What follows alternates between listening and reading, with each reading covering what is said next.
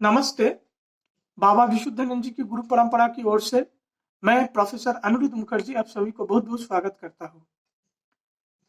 एक video series के ऊपर काम चल रहा था कि बाबा विशुद्धानंद जी के साथ उनके रहने के दौरान जो बाकी सिद्ध महात्मा लोग थे, कैसे संपर्क था, क्या घटना था? क्योंकि ऐसा देखा जाता है कि जो सिद्ध महात्मा लोग होते हैं ना, उनके बीच में एक कनेक्शन रहता है, एक कम्युनिकेशन चलता रहता है। शायद वो कभी फिजिकली मिले या ना मिले वो तो अलग बात है, पर हर कोई एक दूसरे को अंदर ही अंदर जानते हैं। तो जो सिद्ध महात्मा जब मिलते हैं तब वो बहुत एक मधुर मिलन होता है। मधुर मिलन और दोनों पक्ष के जो गुरु शिष्य लोग होते हैं उनके लोगों के लिए भी ये बहुत एंजॉयबल रहता है। तो खैर, एक एक वीडियो तो मैंने पहले ही बनाया कि बामा ख्यापा, जो तारापीठ के बामा ख्यापा बामदेव है, उनके साथ हमारे जो गुरु परंपरा बाबा विशुद्धानंद जी की गुरु परंपरा कैसे संपर्क थे, कैसे ताल्लुक थे, एक वीडियो तो उसके ऊपर बनाया। आज हम लोग चर्चा करेंगे बनारस के जो हरिहर बाबा है उनके साथ जब बाबा विशुद्धानंद जी की मुलाकात हुआ, वो कैसा घटना था। हरिहर बाबा को आप लोग क्या जानते हैं मुझे पता नहीं, पर थोड़ा बहुत कहना चाहूंगा कि हरिहर बाबा उन दिनों बनारस का प्रसिद्ध महात्मा से एक है, बहुत प्रसिद्ध महात्मा में एक थे। गोपीनाथ कविराज जी बहुत जाते थे उनके पास। हरिहर बाबा का क्या था ना, एक बार कहां से वो आए पता नहीं, एक बार वो देख रहे एकदम नंगा पुंगा, माने ऐसा कहना नहीं चाहिए, माने ऐसे कुछ कपड़ा नहीं, ऐसे ही पागलों की तरह घूम रहे हैं बनारस के गली गली में। खाने पीने का कुछ नहीं, रहने का ठिकाना का कुछ नहीं, ऐसे ही घूमते रहते इधर उधर। कोई अगर आके उनको थोड़ा सा भोजन के लिए ऐसा खाना सामने उनको रख देते थे तो वो उठ के चले जाते थे, खाते नहीं। एक बार वो खाना देख के थोड़ा सा मुस्कुराते थे, वो चले जाते थे।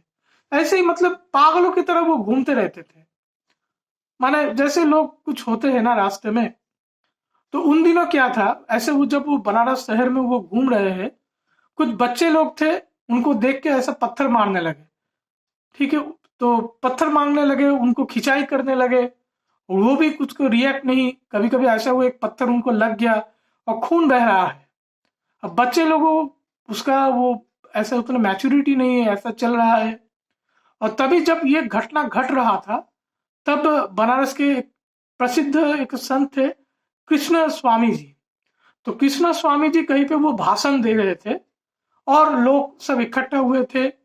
तब कृष्ण स्वामी जी का अचानक से वो नजर पड़ गया कि कोई पागल जैसा आदमी जैसे वो रहते हैं और घूम रहे हैं, और जो कुछ बच्चे हैं उनके पीछे पड़े हुए हैं, उनको चीर रहे, छेड़ रहे हैं, पत्थर मार रहे हैं, खून बह रहा है। और कृष्ण स्वामी जी उनको देख के तुरंत पता चल गया बच्चे लोग ये क्या कर रहे हैं, आग के साथ खेल रहे हैं। ये सिद्ध महात्मा है, बाहर से देखने को कुछ पता ही नहीं, बहुत बड़े सिद्ध महात्मा है, आग के साथ खेल रहे हैं बच्चे लोग, क्या हालत है। तो कृष्ण स्वामी जी अपने भाषण बंद करके तभी तुरंत उनके पास भाग के गए और भाग के बच्चे लोगों को भगा दिए और सभी के सामने उनको अच्छा सम्मान किए। और सबको कहे ये सिद्ध महात्मा है, तो उनका नाम ऐसे प्रसिद्ध हो गया, हरिहर बाबा। ठीक है, तो फिर जब कृष्ण स्वामी जी ऐसे उनको स्वीकृत किए, तब धीरे धीरे फिर लोग भी उनको पहचानने लगे। और हरिहर बाबा क्या था, वो एकदम स्वाधीन मुक्त होके वो घूमते रहते थे।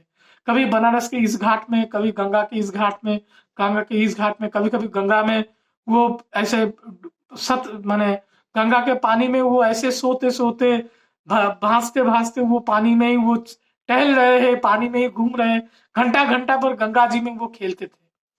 और ऐसा था हरिहर बाबा का, वो बनारस में कभी मल मूत्र वो त्याग नहीं करते थे। उसको ये क्या, ये शिव भूमि है, इधर मल मूत्र त्याग करना नहीं है। तो क्या था, वो गंगा का वो दूसरे पार्ट जो था, शायद उसका नाम रामनगर हो सकता है, मैं गलत भी हो सकता, जो गंगा के दूसरे छोर है।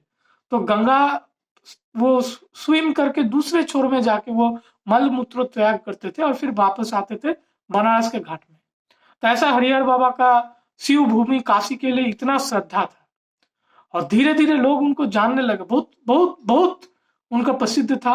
वो कभी किसी को दीक्षा नहीं देते थे। कोई अगर उनको पूछते थे तो वो बोलते थे, भाई राम नाम करो, राम राम करो, राम नाम करो, इसमें ही सब कुछ मिलेगा।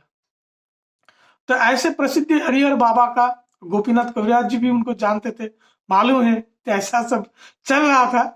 तो तब क्या था, बाबा विशुद्धानंद जी उस दौरान बनारस आश्रम में थे और जेठू भी उनके साथ था। तो जेठू तब थे उनके उनके पोता। तो बाबा विशुद्धानंद जी क्या होता था, जब शाम को जब होता है वो एक बार टहलने के लिए निकलते थे। दोपहर का सूरज जब थोड़ा सा वो ढल गया, फिर वो थोड़ा सा टहलने के लिए निकलते थे। क्या होता था, बाबा विशुद्धानंद जी कभी कभी बनारस आश्रम का जो पूरा प्रेमिसेस है उनको वो गोल करके वो घूमते रहते थे। तो 9 बार उसको प्रदक्षिण करेंगे शायद, तो उसमें 1 माइल होता है, उनका कुछ काउंट था। तो जब आश्रम के अंदर वो घूमते थे, उनके साथ जो भक्त शिष्य रहता था वो भी बाबा के साथ घूमते रहते थे। तो तब कभी कभी बाबा का कुछ वो रहता था, इस फूल वो फूल, उसको हवा में घुमाया, उसमें कुछ सुगंध आ गया, ऐसा ऐसा करके। और कभी कभी वो होता था कि आश्रम के बाहर वो निकलते थे तो कभी किसी दुर्गा मंदिर बोलो कि किसी, कभी इधर कभी उधर। तो बाबा विशुद्धानंद जी वो कभी आश्रम के बाहर भी शाम के वक्त वो निकलते थे। तो उन दिनों क्या हुआ, एक बार बाबा बोले चलो घूमने के लिए निकलते हैं, निकलते हैं।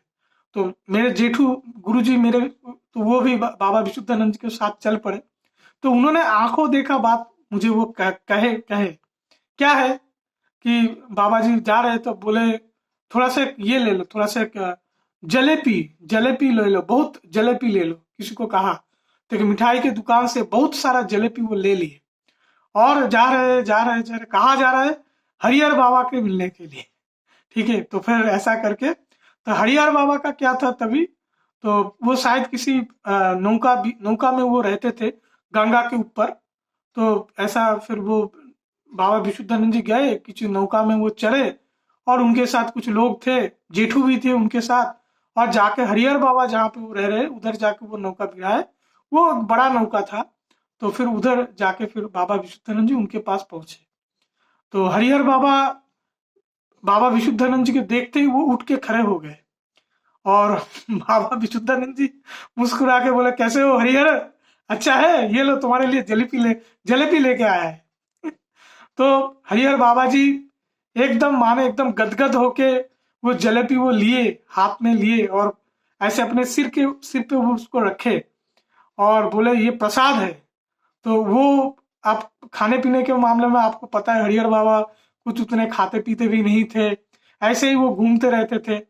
तो वो जलेबी हरिहर बाबा जी लिए और बोले ये प्रसाद है।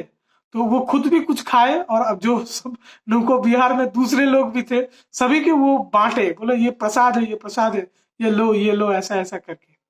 तो कुछ बैठ के फिर बाबा विशुद्धानंद जी का हरिहर बाबा से कुछ गपशप हुआ और फिर बाबा विशुद्धानंद जी फिर वहां से वो लौट के आए। तो हरिहर बाबा जी उनको नमस्ते करके उनका सम्मान किए।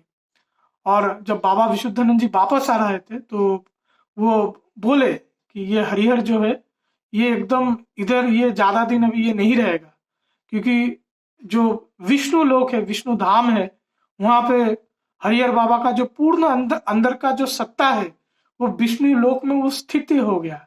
और बाहर का जो कुछ अंश है वो ये लेके अभी ये बनारस में ये बैठा हुआ है। तो वो देखने में वो बाहर वो काला वो दिखाई दे रहा है, ऐसा देखने में कुछ खास नहीं, पर अंदर इसका इतना रोशनी है और विष्णु लोक में इनका सत्य जो है वो स्थिति हो गया है।